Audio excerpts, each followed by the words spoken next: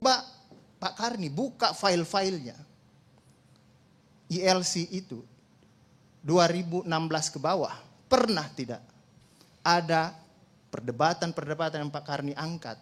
Perdebatan ketegangan-ketegangan antara kelompok Islam dan kelompok-kelompok nasionalis.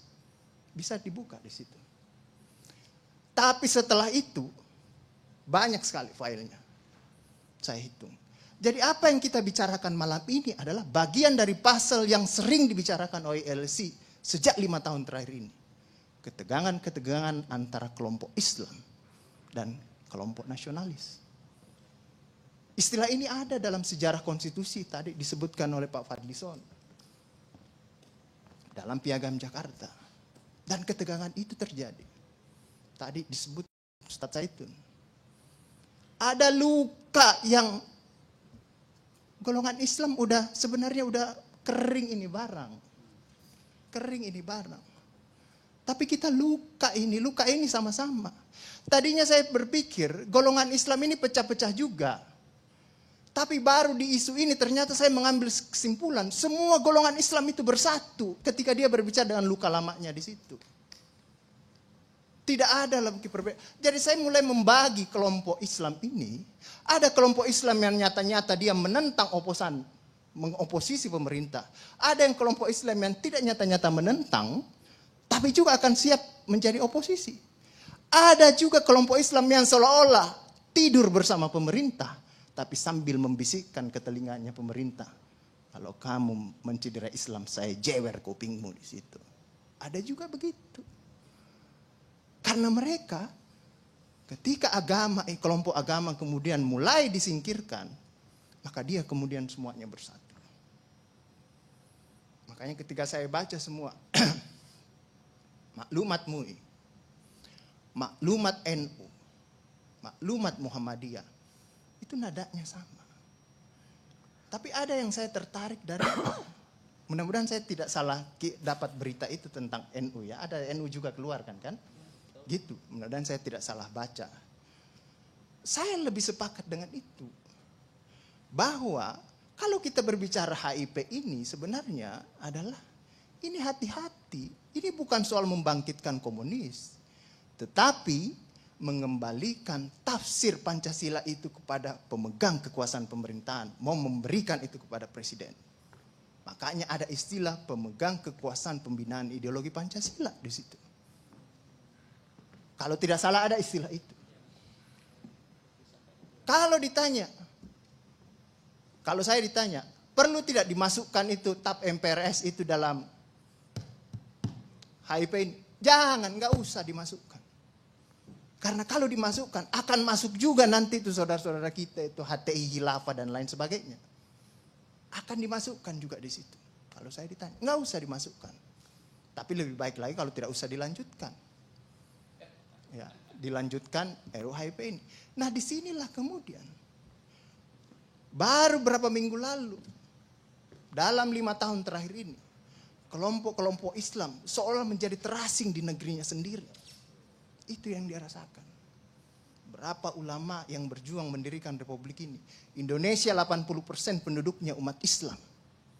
Tidak pernah meminta 80% hasil sumber daya alam yang dikuasai negara untuk umat Islam. Gak ada yang dia minta. Ada gak dia minta?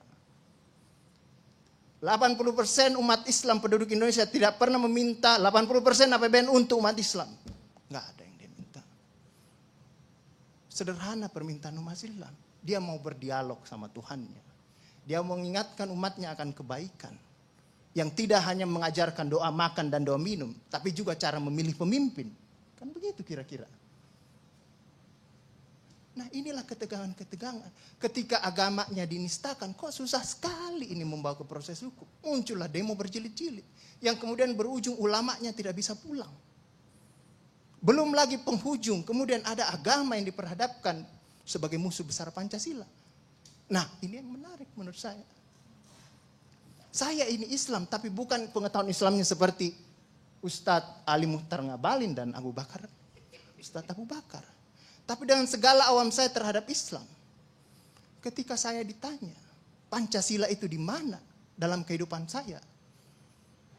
Maka saya akan mengatakan bahwa ketika saya lahir, orang tua saya itu membisikkan Pancasila di telinga saya. Cuma bahasanya bukan seperti yang tertulis dalam Undang-Undang Dasar itu. Dia membahasakan Allahu Akbar, Allahu Akbar. Asyhadu an la ilaha illallah. Asyhadu anna Muhammadar Rasulullah. Apa yang saya dengar di situ? Ketuhanan yang Maha Esa. Hayya 'alas shalah. Apa yang saya dengar di situ? Mari kita bersatu sama-sama. Karena kita akan mendirikan sholat. Dan Al-Ankabut mengatakan sholat itu mencegah kamu dari perbuatan keji dan mungkar. Ada kemanusiaan yang adil dan beradab. Saya dengar di situ. Hayya 'alal falah.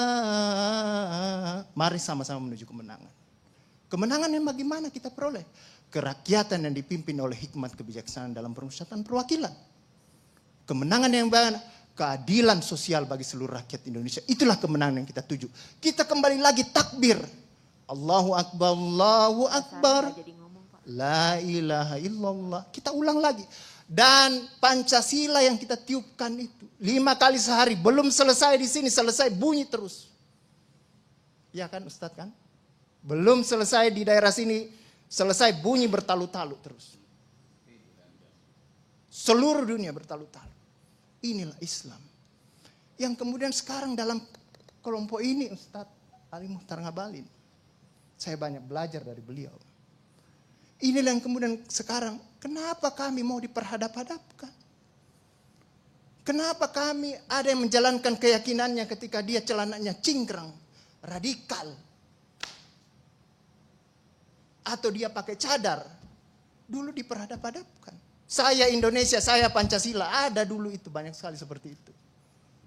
Kenapa kami seperti ini? Akhirnya sekarang semua orang disuruh pakai cadar. Seperti itu. Inilah kemudian rentetan yang membuat istilah tadi Ustadz Abu Bakar. Kok paranoid sekali dengan undang-undang HIP ini? Ada luka. Ada luka yang tadinya sudah mulai mengering. Dilupakan. Tapi tiba-tiba ini kemudian dikhawatirkan. Jangan sampai Pancasila ini mau dipakai sebagai instrumen untuk membimbirkan kelompok Islam dalam republik ini. Apalagi kalau kita baca RUHP itu, pemegang kekuasaan pembinaan ideologi Pancasila ada sama presiden. Saya juga baca-baca sekilas tadi. Kok di situ ditulis pendidikan nasional menurut undang-undang ini itu berubah.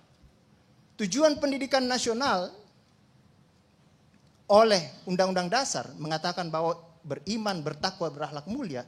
Di sini diciptakan pendidikan nasional itu bertujuan untuk menjadi tenaga ahli dan terampil. Ini kan mau dikasih jadi tukang ini bagi kapitalis kalau seperti itu berpikirnya. Nah, inilah yang kemudian yang dirasakan oleh kelompok-kelompok Islam dalam perspektif perjalanan konstitusional kita, bahwa ada yang tidak adil dilakukan oleh kekuasaan. Kelompok Islam selama ini tadi yang saya katakan tidak pernah meminta apa-apa. Paling jauh kelompok-kelompok Islam mungkin dapat honor dari negara. Itu pun tidak dipakai untuk foya. Dikembalikan lagi untuk membantu negara, menghidupkan santri-santri, mencerdaskan kehidupan bangsa, menciptakan manusia-manusia yang beriman, bertakwa dan berakhlak mulia. Yang sebenarnya tugas pemerintah itu. Dikembalikan lagi seperti itu. Itulah yang kemudian mulailah sekarang kelompok Islam sangat hati-hati. Kalau kemudian Pancasila ditiupkan terus, seolah-olah ini mau dijadikan